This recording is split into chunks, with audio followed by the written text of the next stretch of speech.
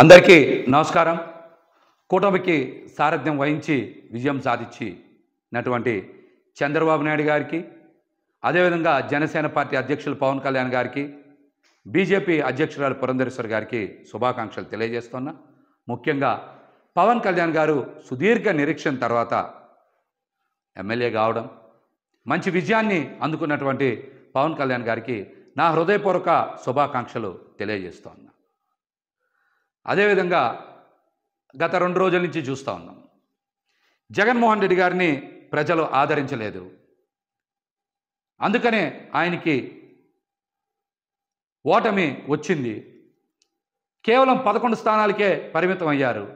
భారీ మెజార్టీలు కూటమి అభ్యర్థులకి వచ్చాయని చాలామంది మళ్ళీ విష ప్రచారం, చెడు ప్రచారం చేస్తున్నారు.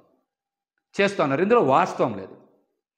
జగన్మోహన్ రెడ్డి గారు ప్రజల కోసం ప్రవేశపెట్టినటువంటి సంక్షేమ పథకాల్లో చాలా వరకు ప్రజలు సంతృప్తి చెందారు. జగన్మోహన్ రెడ్డి గారి వెనక ప్రయాణం చేస్తున్నారు. జగన్మోహన్ రెడ్డి గారిని ఆదరించారని నేనైతే వ్యక్తిగతంగా భావిస్తూ ఉన్నా.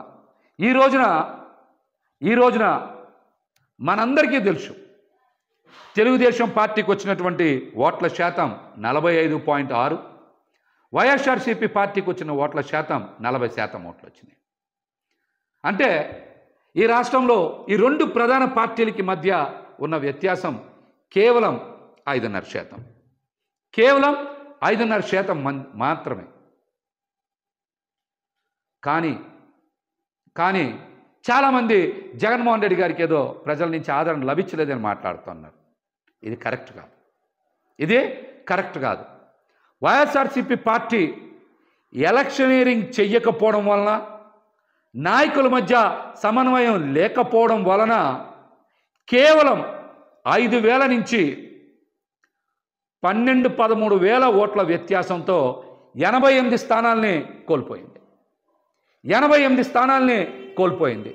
5,000 నుంచి 12-13,000 ఓట్లు కనుక 88 నియోజకవర్గాల్లో సాధించుంటే ఖచ్చితంగా 88కి 11 కలుపుకొని 99, అంటే 100 నియోజకవర్గాలు గెలుచుకొని జగన్మోహన్ రెడ్డి గారు మళ్ళీ ముఖ్యమంత్రి అయ్యేవాళ్ళు. అదేవిధంగా ఇంకొక చిన్నది కనుక యాడ్ చేసుకుంటే, ఓట్ల వ్యత్యాసం కనుక యాడ్ చేసుకుంటే 4-5 వేల ఓట్ల నుంచి 13-14 వేలకి మరొక 3-4 వేల ఓట్లు కనుక కలుపుకుంటే, అంటే 18,000 ఓట్లు కనుక సాధించుంటే మరొక 31 స్థానాలు పెరిగాయి. అంటే 119 స్థానాల్లో వైఎస్ఆర్సీపీ పార్టీ గెలిచేది.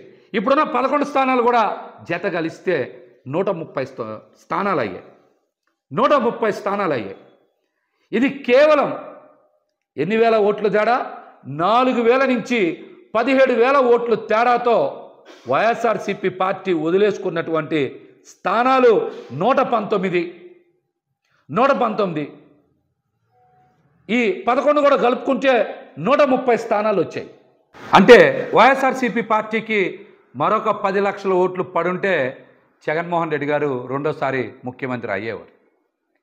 కేవలం కూటమికి వైసీపీ పార్టీకి మధ్య వ్యత్యాసం, ప్రభుత్వ ఏర్పాటుకి వ్యత్యాసం కేవలం 10 లక్షల ఓట్లు మాత్రమే. కానీ దీన్ని భూతద్దంలో చూపించి విష ప్రచారం చేయాలని చూస్తూ ఉన్నారు. ఈ కుట్రలు ఎక్కువ రోజులు కొనసాగవని కూడా తెలియజేస్తా ఉన్నా. For more videos like this, subscribe Big TV channel.